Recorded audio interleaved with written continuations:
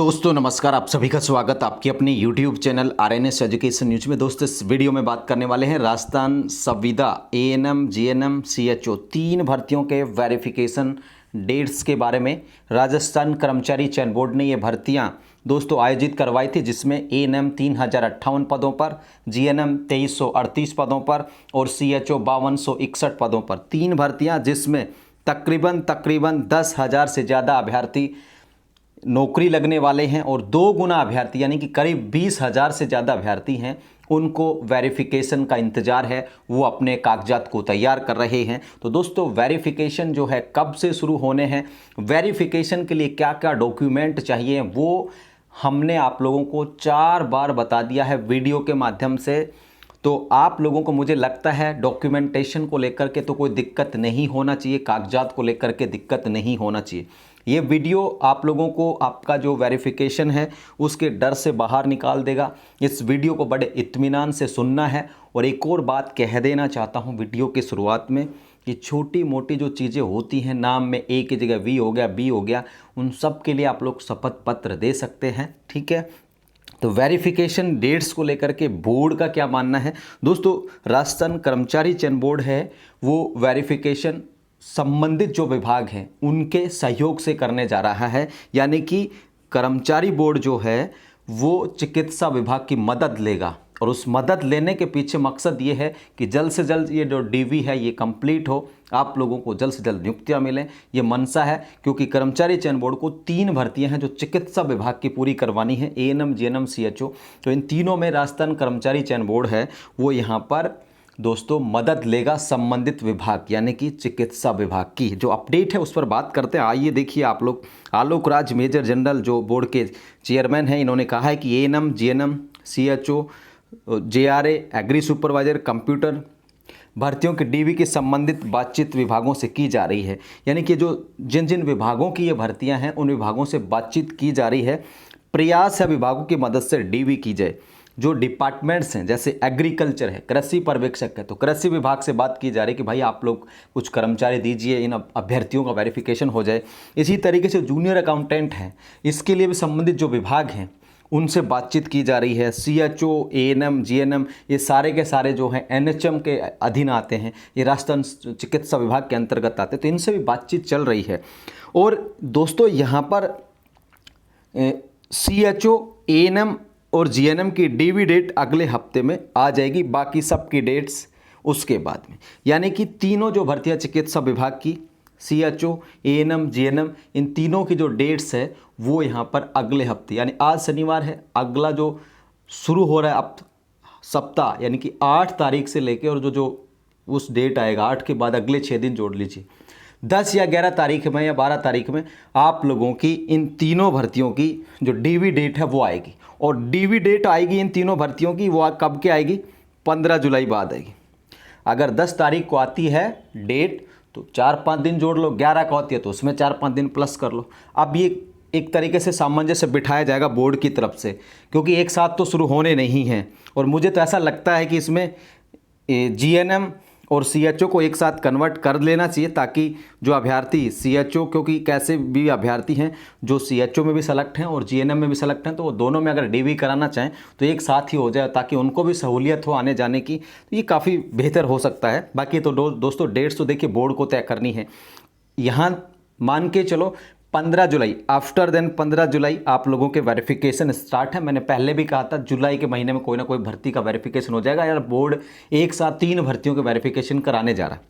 अब हो सकता है इसमें संबंधित जो विभाग हैं यानी चिकित्सा विभाग NHM है, इसकी यहाँ पर सहयोग लिया जाए।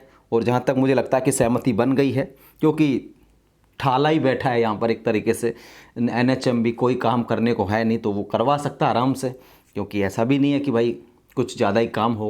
तो 3 जो चिकित्सा विभाग की ANM GNM और CHO, इनकी DV डेट नेक्स्ट वीक जो अपकमिंग वीक है इसमें आ जाएगी, निश्चित तौर पर आ जाएगी बोर्ड के द्वारा। बाकी जो जूनियर अकाउंटेंट है, एग्री सुपरवाइजर है और संगणक है, इनकी DV डेट्स आएगी उसके बाद में। ये लगता है मुझे 25 जुलाई के बाद, ठीक है। एग्री सुपरवाइजर JRA की और कंप्यूटर संगणक वाली, इनके 3 की डेट आएगी बाद में। तो तैयार रहिए दोस्तों ANM GNM और CHO के विद्यार्थी अपने वेरिफिकेशन के लिए। साथियों, मैंने वेरिफिकेशन के लिए बहुत सारे वीडियोज बना दिए हैं आप लोगों के पास। सबसे पहले शॉर्टकट में इसमें भी बता देता हूँ, आपके पास डॉक्यूमेंट जो हैं ओरिजिनल होने चाहिए, साथ में उनकी जितने भी डॉक्यूमेंट हैं उनकी जेरोक्स, फ़ोटोकॉपी पर आपके स्वयं के साइन होने चाहिए, जाति होना चाहिए, मूल निवास होना चाहिए, 10th की मार्कशीट, 12th की मार्कशीट, ठीक है। इसके साथ एएनएम, जीएनएम, बीएससी नर्सिंग जो आपने पढ़ाई कर रखा है उन सब की मार्कशीट।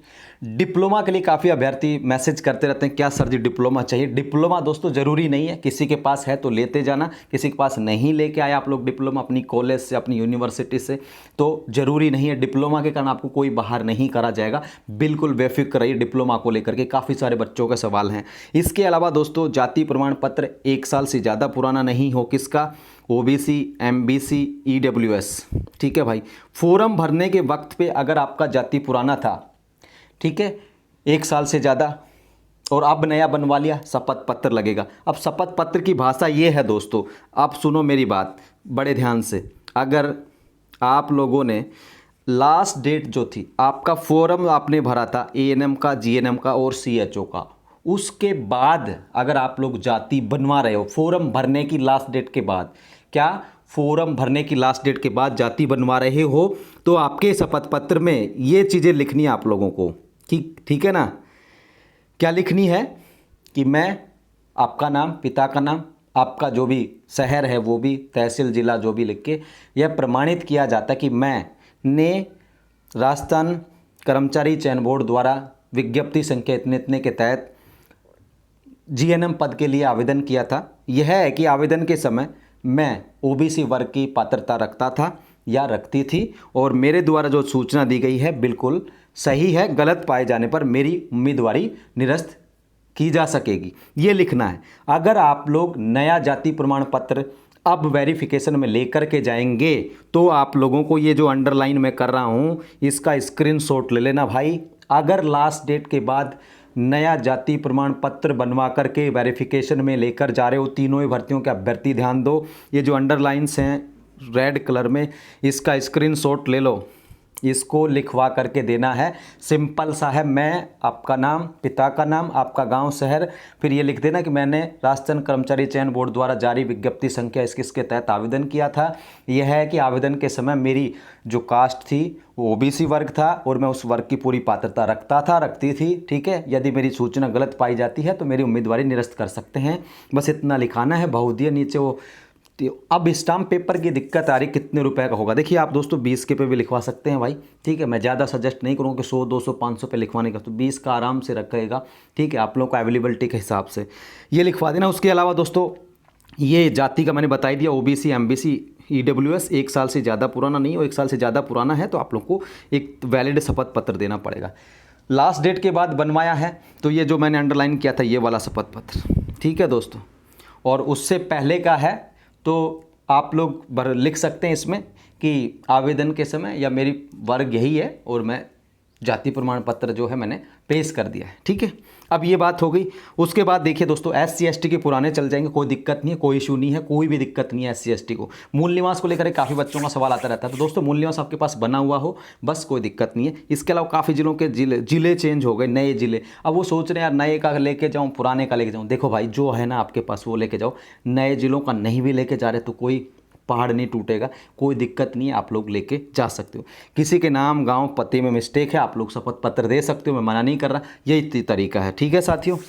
विडो डाइवोर्स, विडो के लिए सुन लो भाई, विडो कोटे का लाभ लिया है तो आपके हस्बैंड की मृत्यु का प्रमाण पत्र, साथ में कोई एक ऐसी आईडी जिससे ये साबित होता आप उनकी पत्नी थी। इसके अलावा जो डाइवोर्स वाली तलाक कोटा है वो तो देख सकते हैं कि तलाक वाली जो महिला अभ्यर्थी हैं, अगर फॉर्म भरते वक्त उसकी लास्ट डेट से पहले तलाक की डिक्री आ गई थी तो ठीक है, आपको तलाक का लाभ दिया जाएगा। फॉर्म की लास्ट डेट के बाद तलाक हुआ है, डिक्री मिली है तो आप लोगों को तलाक का बेनिफिट नहीं मिलेगा, चाहे जो मर्जी करें। इसके अलावा आप लोग को जो तलाक वाली महिला अभ्यर्थी हैं उनको आवेदन की अंतिम तिथि से पूर्व शादी नहीं करने का शपथ पत्र देना हो कि मैंने आवेदन की लास्ट डेट से पहले शादी नहीं की थी, तमाम चीज़ें हैं। इसके अलावा दोस्तों चरित्र प्रमाण पत्र, चरित्र को लेकर के देखिए, अब राजस्थान कर्मचारी चयन बोर्ड जो है अगर वो वेरिफिकेशन खुद अकेला कराएगा तो चरित्र प्रमाण पत्र की बिल्कुल आवश्यकता होगी। अब काफ़ी सारे बच्चों को आपके कॉलेज से मिला था, जिस टाइम पर आप लोगों ने पढ़ाई की थी, नर्सिंग करा था या जो कुछ भी करा था उस टाइम पर मिला था। तो अगर किसी को ऐसा मिल रखा है, किसी को अपनी कॉलेज से इशूड हुआ मिल रखा है, तो आप लोग वो चला सकते हैं, वो चल जाएगा। और किसी को मिला ही नहीं भाई, लास्ट पढ़ाई आपने नर्सिंग की और किसी को मिला ही नहीं, तो वो चरित्र की आवश्यकता बिल्कुल होगी। इसके अलावा 2 अन्य चरित्र प्रमाण पत्र जो राजपत्रित अधिकारी लेक्चरर से, अलग अलग लेक्चरर हो, 1-2, ठीक है, या आप लोग डॉक्टर से ही बनवा सकते हो, 2 अलग डॉक्टर हो गए, 2 अलग लेक्चर, किसी से बनवा लो 2, तो 3 चरित्र। एक आप लोगों की अंतिम पढ़ाई का, अगर आपको कॉलेज के साथ किसी ने दिया था, अंतिम पढ़ाई आपने वही की थी, तो वो चल जाएगा, नया बनवाने की आवश्यकता नहीं है। इसके अलावा 2 राजपत्रित अधिकारियों के चाहिए, वो कोई भी हो सकते हैं, गजेटेड हो सकते हैं, लेकिन गजेटेड हों, डॉक्टर्स हों, कोई भी हो जिसकी मोहर काम चलती हो, ये सारे डॉक्यूमेंटेशन हैं। इसके अलावा जो आप लोगों ने फॉर्म भरा था वो आप लोगों को चाहिए होगा, वो SSYD पे मिल जाएगा, बाकी और कोई दिक्कत है नहीं। देखो सब चीज़ें जो हैं दोस्तों, ये आप लोगों के नोटिफिकेशन में, मैं अपने मन से नहीं बता रहा, मैं अपने घर से नहीं बता रहा, सारी की सारी चीज़ें आप लोगों के ANM का नोटिफिकेशन खोल लेना, भर्ती तब आई थी जो, चाहे आप लोग CHO का, चाहे आप लोग GNM का, उन सब के नोटिफिकेशन में ये है। मैं अपने मन से बिल्कुल भी नहीं बता रहा, और इतना बेस्ट बता रहा हूँ ना कि शायद बच्चे भी अगर देख लें वीडियो तो उनको भी समझ में आ जाए। लेकिन आप लोग क्या ना, स्किप करते हैं वीडियो को, वॉच नहीं करते, सोचते समझते नहीं, इसलिए दिक्कत पैदा होती है। ठीक है, काफ़ी सारे ऐसे अभ्यर्थी होते हैं जो कहते हैं कि आपसे सिंपल सरल और कोई सहज बता ही नहीं सकता, लेकिन आप लोग पता है क्या इश्यू क्रिएट कर लेते हो फालतू के। ठीक है, मैं ये कह रहा हूँ डिग्री डिप्लोमा सारी चीज़ें आप लोगों की सही हैं तो कोई दिक्कत नहीं है। ठीक है, तो ये है साथियों, ये सारे के सारे डॉक्यूमेंटेशन की ज़रूरत आप लोगों को होनी चाहिए। अब दोस्तों देखिए, अगर चिकित्सा विभाग खुद कराएगा तो हो सकता है आपको एक जो चरित्र प्रमाण पत्र है ना उसकी आवश्यकता नहीं हो, लेकिन मैं अभी नहीं कहूँगा, क्योंकि कर्मचारी बोर्ड का जब नोट आएगा ना तब पता चलेगा कि वो डेट्स किस डेट के आधार पर तय कर रहा है, क्या NHM उसमें सहयोग करेगा कर्मचारी बोर्ड का, तो तब पता चलेगा। 2020 में जब CHO की भर्ती खुद NHM ने करवाया था, तब देखिए क्या क्या मांगा था। उस टाइम पे भी आवेदन का प्रिंट मांगा था, कलर, फोटो, ID, ये सारी चीज़ें मांगी थी। अंडरटेकिंग 2 तो अपलोड किए गए मूल दस्तावेज, मूल निवास मांगा गया था, कास्ट, OBC, MBC, देखिए सारा का सारा कुछ उस टाइम पे मांगा गया था। तो ऐसा नहीं है कि भाई कोई इस बार कोई ज़्यादा डॉक्यूमेंटेशन मांगा गया है। ठीक है, देखिए विवाह प्रमाण पत्र, ये सारा का सारा, विडो का मांगा था, एक्स सर्विसमैन थे तो उसका भी मांगा था, स्पोर्ट्स था तो स्पोर्ट्स का भी मांगा था, डिसेबिलिटी PH थे तो PH का भी, तो ये सारे के सारे दोस्तों चाहिए आप लोगों को। ठीक है दोस्तों, ये सारे के सारे डॉक्यूमेंटेशन की आवश्यकता होगी। वैलिड जो RNC का रजिस्ट्रेशन है वो भी चाहिए होगा आप लोगों को, तो वो भी होना चाहिए। काफ़ी सारे बच्चे ऐसे थे कि भाई जिस टाइम पे ये वैकेंसी निकली थी ANM की और GNM की और CHO की, उस टाइम पे रजिस्ट्रेशन नहीं था।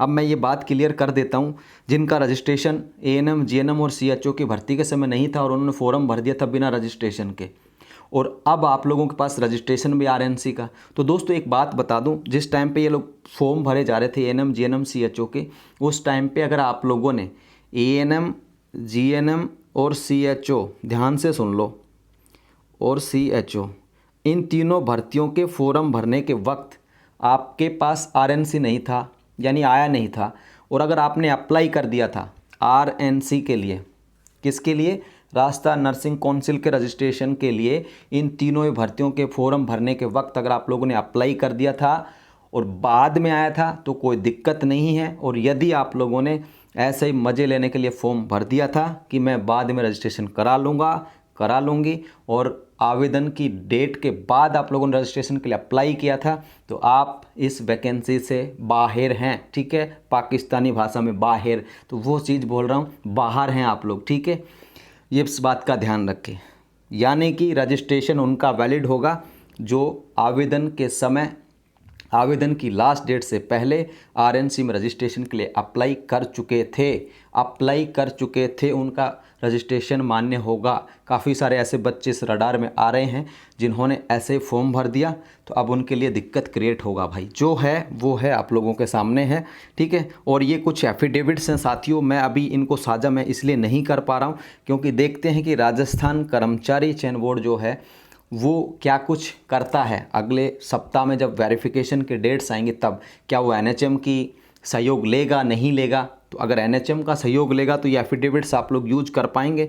एक इस तरीके के एफिडेविट्स हैं, शपथ पत्र 10 रुपये के वो स्टाम्प पेपर पे मांगे गए थे, लेकिन आजकल क्या स्टाम्प नोटरी वाली 10 रुपये का बेचते नहीं है, ठीक है ना, क्योंकि सब पैसों की माया है, सब कोई लूटना चाहते हैं। तो 10 रुपये का स्टाम्प तो मिलना बड़ा मुश्किल हो जाता है साथियों। अगर किसी को मिल रहा है ना तो 10 के पे भी बनवा सकते हो, ये जो शपथ पत्र वगैरह मैंने बताए 10 या 20, ज़्यादा 100, 50, 200 के पे बनवाने की आवश्यकता नहीं है ज़्यादा पैसा लगाने की, ठीक है साथियों। ये कुछ एफिडेविट्स थे तो मैं इनको साझा कर दूंगा आप सब लोगों से। फिलहाल इनको सिर्फ देखने के लिए आप लोगों के लिए मैंने इसमें लेकर आया था, ठीक है ना, वीडियो में कि दिखा सकता हूँ किस तरीके से है। तो ये एक शपथ पत्र बनेगा, लेकिन अभी मैं इसे साझा नहीं कर रहा हूँ, अभी इसके स्क्रीनशॉट लेके मत बनवा लेना, क्योंकि देखते हैं डेट्स में क्या क्या कुछ आता है, फिर बता देंगे आप लोगों को, ठीक है ना। सारी जानकारी टेलीग्राम पर साझा कर दी जाएगी साथियों। इस वीडियो को शेयर कर देना यार सब तक, ठीक है, और वीडियो को बड़े गौर से देखा करो, बहुत मेहनत लगती है, ठीक है ना। गर्मी के माहौल में कूलर, पंखे इन सबको बंद करके, रूम को लॉक करके वीडियो बनाना बड़ा टफ है, लेकिन थोड़ा गौर से देखा करो, ध्यान से देखा करो। मैं तो इतना आसान बताने की कोशिश करता हूँ कि मेरे वीडियो देख देख के कुछ ऐसे भी लोग हैं जो यूट्यूबर बन गए मेरी तरह ही, अच्छा पैसा कमा रहे हैं। देखते थे मुझे कि कैसे वीडियो बनाते हैं, कहाँ कहाँ से चीज़ें बताते हैं। कई चैनल वाले हैं, ठीक है ना, वो आज यूट्यूबर बन गए, हज़ारों लाखों लोग जुड़े हुए हैं उनसे भी। तो दोस्तों ये सिर्फ देखने का नज़रिया है, समझने का नज़रिया। आप लोग देखेंगे तो आपको बेहतर लगेगा, समझ में आएंगी सारी चीज़ें। और किसी भी डॉक्यूमेंटेशन को लेकर के ना पैनिक मत हुआ करो, डरा मत करो यार ये क्या हो जाएगा। देखिए अगर आपका डॉक्यूमेंट गलत नहीं है तो आप लोग बाहर नहीं हो सकते। गलत हैं, गलत कोट किए हैं आप लोगों ने, चोरी की है, फर्जीवाड़ा किया है, कोई बचाव नहीं है। और ना ही कोई यहाँ पे मैं सिंपैथी रखता हूँ किसी से। गलत के साथ मेरी कोई भी सहानुभूति नहीं है। कोई अगर सही है तो मैं उसके लिए खड़ा हूँ, आधी रात को खड़ा हूँ। लेकिन अगर गलत आप लोगों ने यार कर रखा है, अब स्पोर्ट्स का फर्जी लेके बैठे हो और फिर मेरे को कह रहे हो कि यार ये गलत हो गया, तो देखो उसको तो मैं तो कहूँ फांसी पे लटका दो ऐसे गलती करने वालों को, ठीक है। यहाँ कोई रियायत नहीं है दोस्तों गलती के लिए। बाकी अगर आप लोग सही हैं तो बिल्कुल हम आपके साथ हैं, और टेंशन मत लो यार, डॉक्यूमेंट में किसी को कोई दिक्कत नहीं आएगी। आएगी तो हम बैठे हैं, मुझे बता देना, मैसेज कर देना कैसे भी। लेकिन पूरा वीडियो बड़े गौर से देखा करो, ध्यान से देखा करो, समझा करो, मनन किया करो, ताकि आप लोगों को भी ध्यान हो। मैं ये चाहता हूँ कि हमारे वीडियो देखने वाले लोग कम से कम गाँव के 10 लोगों का और भला करें, वो उन्हें बताएँ यार कौन सी भर्ती के वेरिफिकेशन है इसके, अच्छा इसमें तो ये डॉक्यूमेंट चाहिएगा, जाति इतना चाहिएगा, मूल इतना पुराना चाहिएगा, फ़ोटो ऐसी चाहिएगी, वो चाहिएगी, ये सारी चीज़ें, ठीक है। एक और चीज़ तो आधार कार्ड की भी रिक्वायर्ड होगी, ठीक है ना। एक आईडी भी चाहिए होती है, तो वो आधार कार्ड आपको आईडी के रूप में भी यूज कर लेगा, और कर्मचारी चयन बोर्ड जो है अपने वेरिफिकेशन में ये चीज़ें यूज करता है। ये सारी चीज़ें हैं, ठीक है। और बता देंगे डिटेल में, 5-6 बार बता चुके हैं, और बता देंगे 2-4 बार, लेकिन किसी का गलत नहीं होगा, ठीक है दोस्तों। इस वीडियो को शेयर कर देना। फिलहाल इस वीडियो में मैं इतना ही कहूँगा। धन्यवाद। जय हिंद, जय भारत।